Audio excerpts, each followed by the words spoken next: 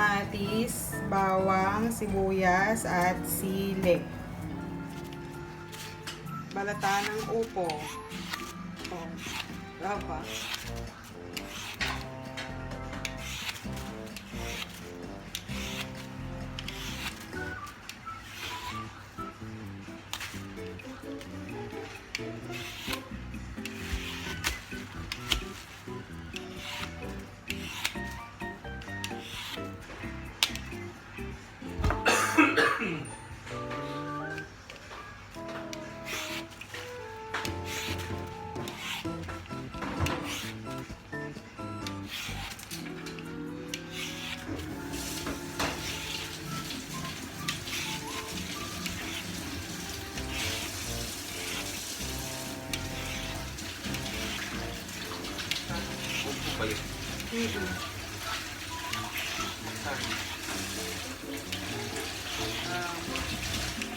Then ang per kg. Ito na po ang ating mga ingredients. Ang upo na na-slice na. Ang kamatis. Ang sili. Bawang. Sibuyas. Magic sarap. Olive oil optional, pwedeng regular cooking oil, at ang ating patis. Oyster fish sauce, pero pwede kayong gumamit ng normal na patis. At ito naman ang ating pansasahog, ang ating breast chicken.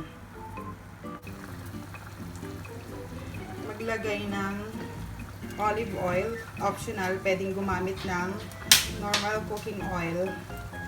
Painitin natin ito.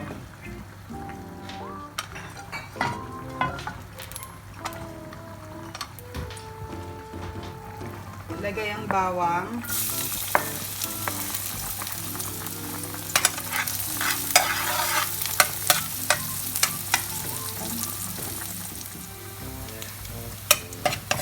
Pwede na ito. After mag golden brown ng bawang, lagay ang sibuyas.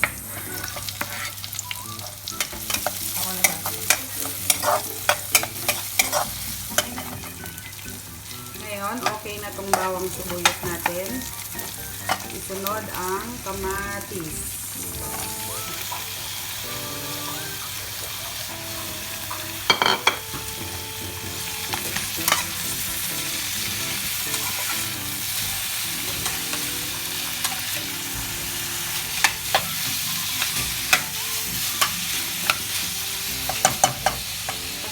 Hanggang sa side lumambot. Check natin yung kamatis kung okay na.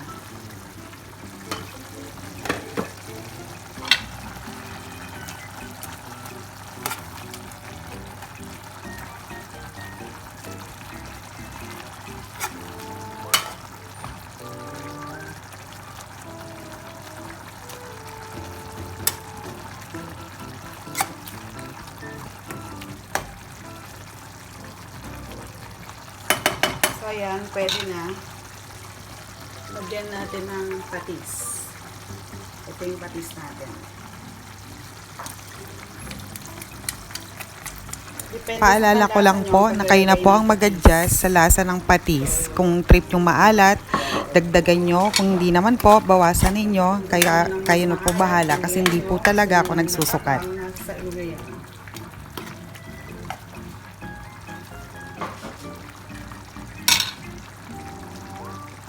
After 1 minute, sunod natin yung breast chicken.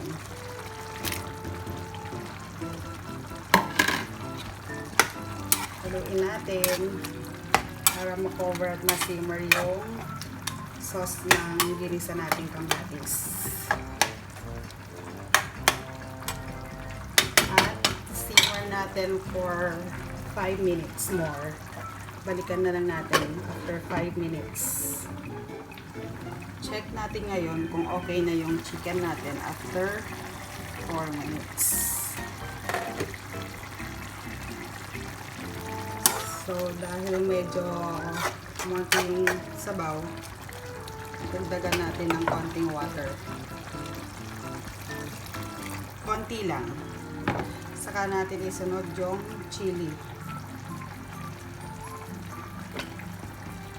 Haluin natin. Then, simmer ulit natin ng 1 minute para maging 5 minutes. So, after 5 minutes na na-simmer natin yung niluluto natin, lagyan natin ng magic sarap.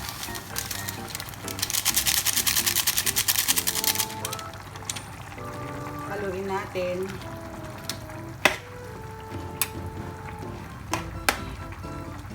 Isunod natin yung ating vegetable na upo.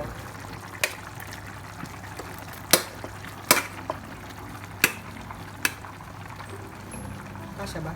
Hindi kasi. Sige lang. Kasya. Sunod.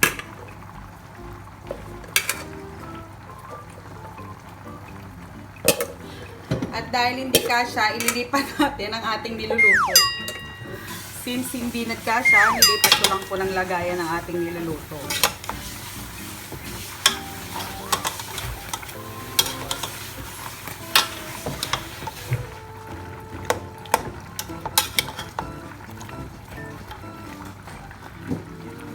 Takpan natin at hintayin medyo lumambot yung ating upo.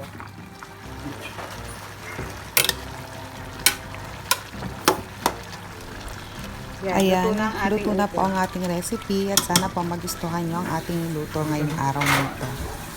Salamat! Yun na.